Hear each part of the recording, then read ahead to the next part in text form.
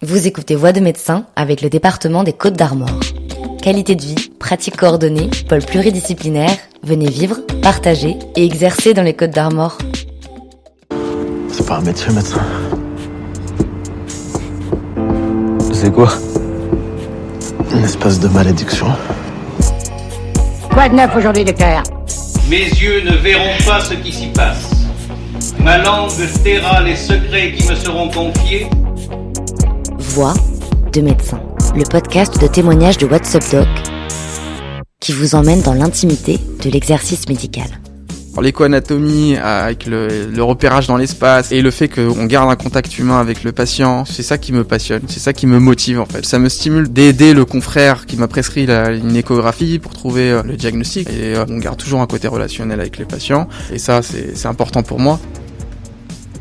Yacine Benarbia est médecin généraliste spécialisé dans la pratique de l'échographie. Bonsoir Margot. Thésé en 2021, il a développé et exerce à SOS Échographie dans le 13e arrondissement de Paris.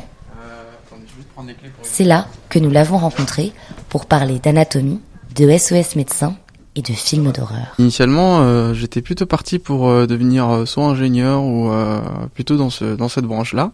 Et c'était vraiment en terminale, sur des cours de SVT, ou sur la partie anatomie. On a une conception du corps humain qui est tellement parfaite, et ça en fait ça a attisé ma curiosité, et puis de là est venue l'idée de vouloir devenir médecin, et puis à travers les études j'ai eu la chance d'avoir des professeurs qui m'ont donné aussi le goût d'apprendre. Au début c'était une fascination un peu pour le corps humain, et puis au fur et à mesure du temps c'est devenu pour les patients. Quand on est externe, la médecine générale, c'est pas vraiment une spécialité qui est mise en avant à la faculté de médecine. On cherche à nous pousser vers des spécialités.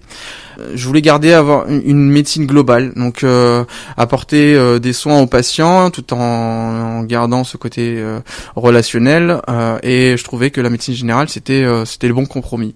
Quand j'ai choisi médecine générale à la fin de mon externat, je me suis dit est-ce que j'ai fait le bon choix? C'est toujours la question qu'on se pose, et finalement à travers de l'internat, ça confirmait bien mon envie première. Bonjour. Bonjour, vous allez bien? Ça va, merci, et vous? Ça va, merci. Alors, je vais prendre votre ordonnance, s'il vous plaît. Oui. Je suis désolée, je viens dimanche soir, mais je me suis débrouillée comme une chef. Ouais. J'ai rendez-vous avec mon médecin demain. Vous aviez pas pu faire l'examen avant? Non. En plus, moi, ça m'a arrangé l'écho le soir. Je me faufile de chez moi, je laisse Marie seule avec les enfants. Ouais. Qu'est-ce que vous avez à faire? Parce que là, il y en a beaucoup des échographies. J'avais plus de 3 rendez-vous. Bilan de diabète débutant et un Hashimoto. Oui, d'accord, qui est déséquilibré. Non, il est équilibré, mais bon. D'accord. J'avais pas fait d'écho depuis avant la naissance de mes enfants. Et mon aîné, il a 8 ans. Donc, ah oui, d'accord. Le médecin, il s'est dit, c'est un peu léger. Ouais, c'est un peu léger. Bon, écoutez, je vous laisse vous installer.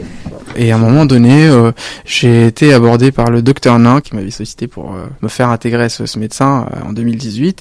Aller au chevet des malades pour leur apporter des soins, c'est totalement différent que de recevoir un patient au cabinet. On est vraiment dans l'intimité du patient. Et ça, c'était merveilleux. C'était gratifiant quand vous allez chez des enfants à 1h du matin pour traiter une otite, soulager ses douleurs parce que l'enfant n'arrive pas à dormir et que les parents sont stressés, ou d'aller chez la personne âgée qui vit seule et d'apporter les soins nécessaires. Toutes ces expériences, c'était magnifique. Et du coup, depuis, je suis resté chez SOS Médecin. Après, j'avais toujours ce goût d'anatomie présent depuis le début. Donc, j'ai intégré la pratique de l'échographie déjà à SOS avec un échographe portable, et à travers la chance d'avoir des confrères qui étaient aussi des médecins qui faisaient de l'échographie. Donc, ils m'ont transmis cette envie d'apprendre cette compétence. Et donc, du coup, je me suis lancé en m'inscrivant au DU d'échographie à Paris 5. Et à la suite de ça, maintenant, je fais principalement de l'échographie, parce que c'est vraiment la chose qui me passionne.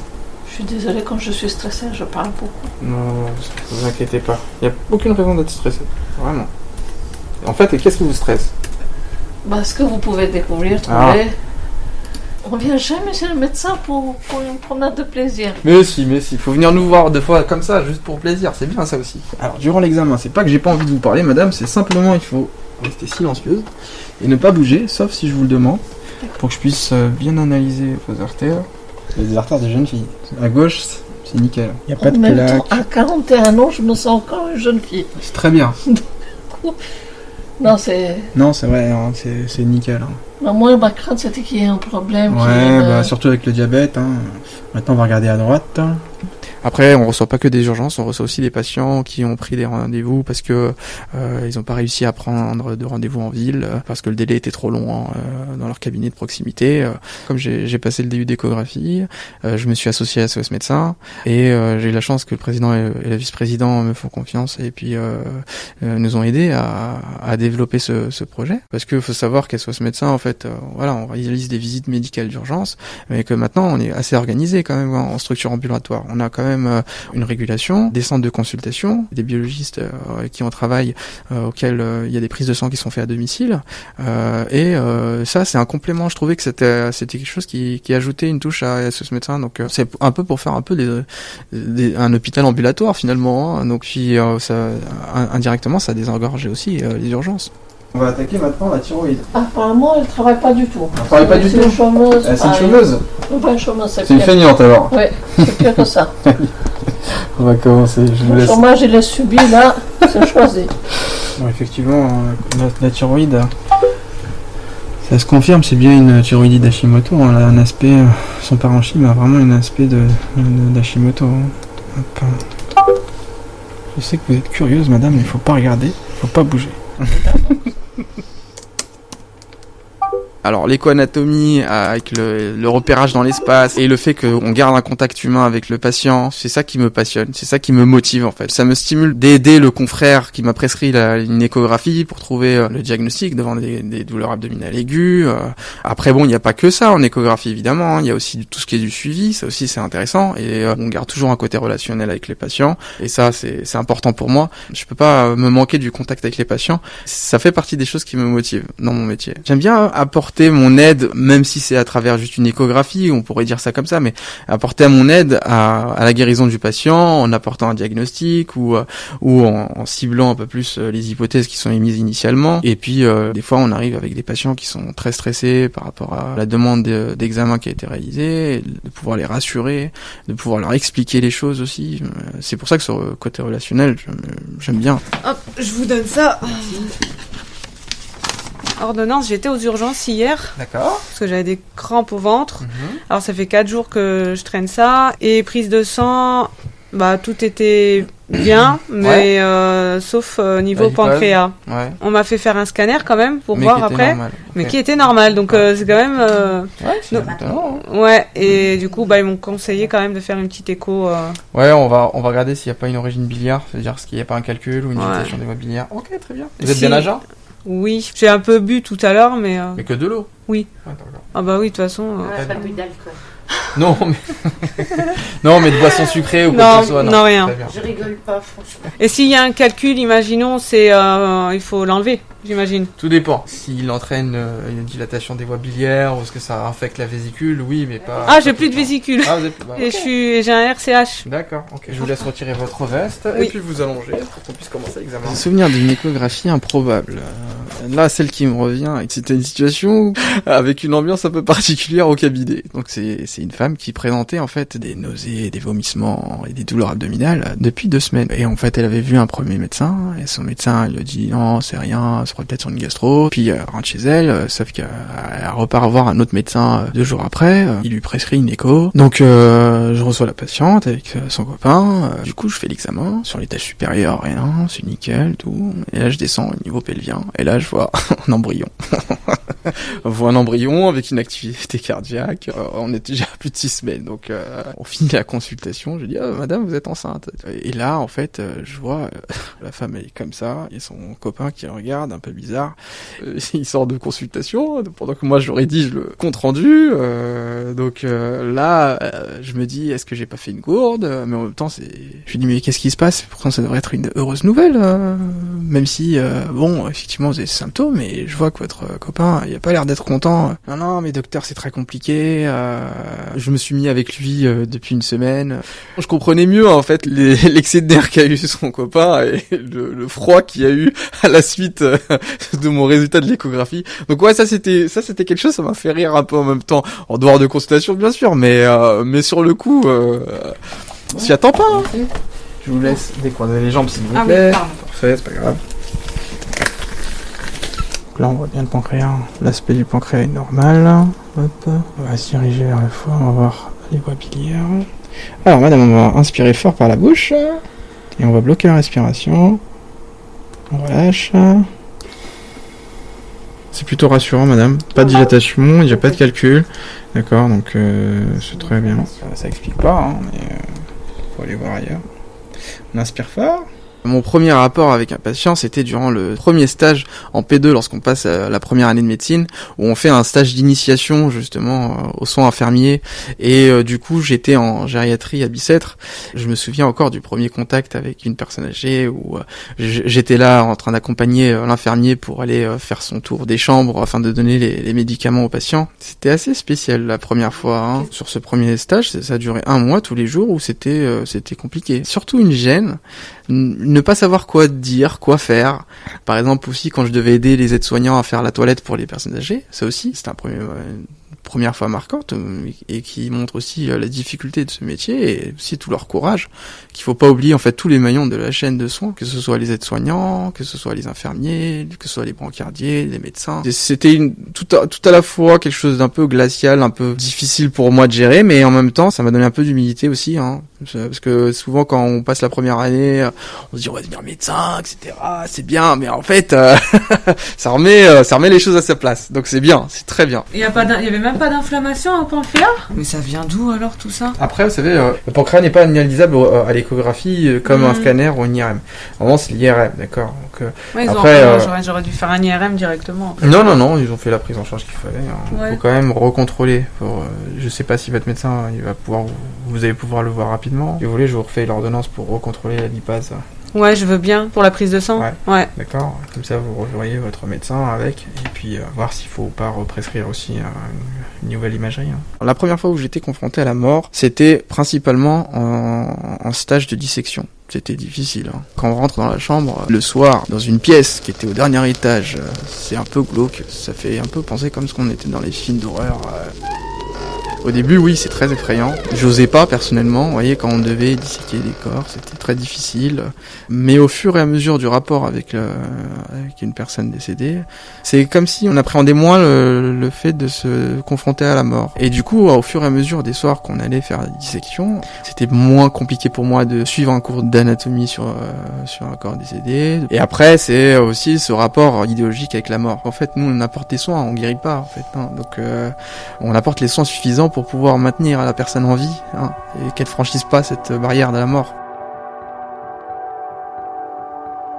L'autre versant, c'est effectivement aussi le rapport avec la mort lorsqu'on est appelé pour aller faire une visite à domicile et constater un décès d'un patient. Donc ça aussi, c'est un rapport qui est difficile parce que là, il y a plusieurs paramètres. Vous êtes chez la personne, il y a des fois, c'est des contextes où on se pose beaucoup d'interrogations parce qu'on arrive chez une personne qui est décédée, qui vit seule. C'est les pompiers qui ont découvert le corps, donc on essaye de se poser la question de la raison de son décès. C'est aussi un rapport avec la mort qui est compliqué. Et il y a aussi l'autre versant où c'est chez un patient qui vit avec sa famille, où il faut gérer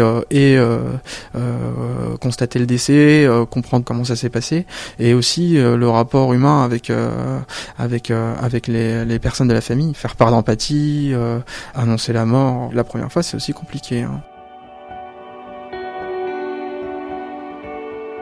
Je me souviens encore, c'était une mort qui était attendue, il avait un cancer. La famille s'était déjà préparée au décès parce qu'il était en soins palliatifs à domicile.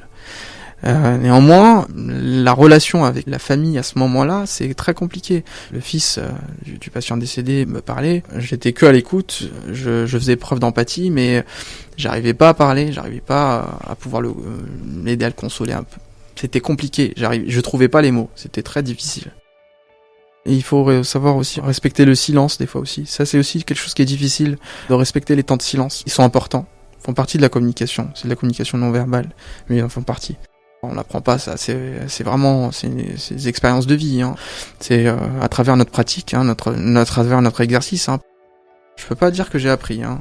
Non, c'est toujours difficile. C'est différent à chaque fois. Ça dépend de la famille, du contact avec la famille.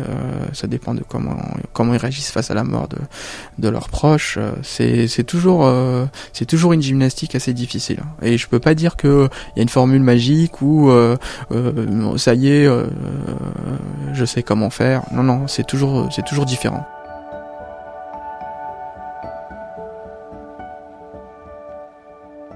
J'ai été confronté il y a 2 jours à une situation, là, ici, en échographie, où ça m'a remis un peu dans l'annonce de pathologie un peu grave. C'était un patient qui avait déjà un cancer colorectal, qui était traité, il était en rémission, il faisait des contrôles. Dans le dernier contrôle, il y a 3 mois, il était nickel. Et là, l'échographie, bon, il vient, voilà, pour lui, c'est des contrôles sans aucune appréhension. Donc je lui fais l'échographie et puis là je lui découvre une énorme masse. Ça aussi c'est difficile. Quand on fait de l'échographie, l'annonce des fois de pathologie à des patients c'est aussi compliqué. L'annonce de pathologie aiguë qu'on peut traiter avec une chirurgie en les adressant à l'hôpital. Je trouve ça plus simple parce que j'ai affaire à ça très régulièrement, très fréquemment, quasiment au moins une fois par jour. Mais ça, d'annoncer des fois aux patients qui lui, mine de rien, pensaient que ça allait mieux, que il voyait le jour sur des pathologies aussi graves. J'ai eu un peu de mal, et surtout de ressentir la tristesse du patient. Ouais, ça c'est toujours un peu délicat.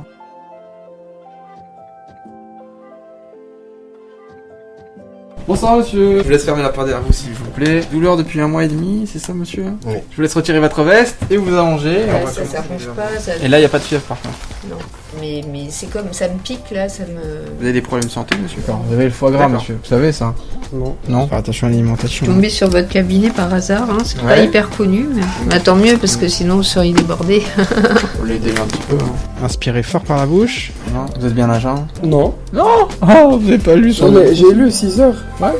Je pense que votre douleur, madame, elle est plus gastrique. Il faudrait peut-être aller prendre un rendez-vous chez un spécialiste, un gastro-entérologue. Bon, écoutez, bonne soirée, madame. Bon courage pour la suite. Hein. Là, je vais pas manger. Ouais. Bon appétit. Hein. Merci.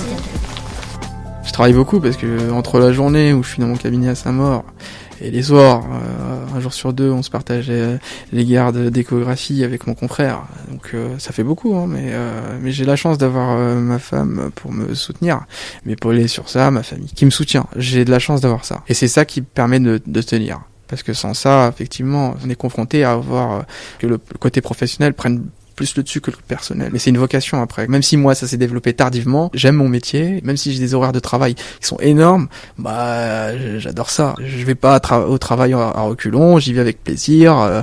Les patients, je les reçois toujours avec le sourire, même si j'ai passé une journée éprouvante. Non, voilà, c'est un bonheur.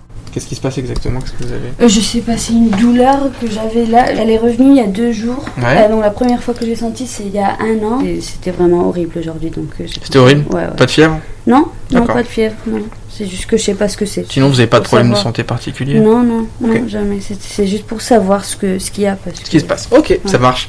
Je vous laisse du coup retirer votre veste et vous allonger. On va commencer. Je vais juste prendre votre date de naissance. C'est tous les jours différents, donc l'épanouissement intellectuel à travers les consultations, soit des échographies, ou des fois on tombe aussi sur des choses qu'on n'a pas l'habitude. Et surtout, moi je suis jeune, j'ai pas trop d'expérience. Je suis toujours encore dans cette quête d'apprendre. Donc pour le moment, j'ai un épanouissement intellectuel qui est très très important. Et l'épanouissement aussi au point de vue professionnel sur le côté médical, bah ouais, moi je sens que j'aide les patients, donc j'aide à porter des diagnostics, je traite aussi lorsque j'ai un diagnostic, hein, vous voyez, quand j'ai des pathologies, quand je mets un diagnostic, je dis pas de revoir son médecin, je le prends en charge, c'est-à-dire je mets en place la thérapeutique nécessaire. S'il faut lui mettre une antibiothérapie, je le fais, s'il faut le transférer à l'hôpital, je le fais, voilà. C'est là que ça vous fait mal? Ouais, il y a des ganglions qui sont imposés ici.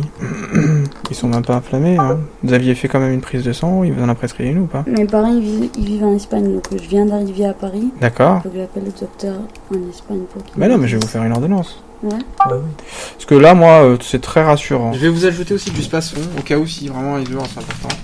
D'accord. Et je vais vous rajouter un scanner abdominal, d'accord. C'est vraiment s'il y a une anomalie au niveau de la prise de sang. Vous avez mon mail, vous pouvez m'envoyer le résultat, je peux vous aiguiller. Vous êtes là pendant combien de temps à Paris? 3 mois. 3 mois? Ouais. Ok. Bon, n'hésitez pas, vous m'envoyez les résultats et je vous dirai quoi faire. Ok? Ouais. C'est pas un métier où je me lève le matin avec la boule au ventre. C'est pas le cas de tout le monde, mais moi j'ai vraiment de la chance de pouvoir faire le métier que j'aime. Pas une fois m'est venue l'idée d'arrêter médecine. Ouais, j'avoue que à tenir ça pendant 40 ans, c'est compliqué. Je pense que je lèverai le pied, mais pour le moment, je suis en forme, j'aime mon métier, je fais au maximum et j'espère encore apprendre. Voix de médecin est un podcast de What's Up Doc, disponible une fois par mois, partout où vous écoutez des podcasts. Si vous avez aimé l'épisode, partagez-le avec vos proches et mettez-nous des étoiles.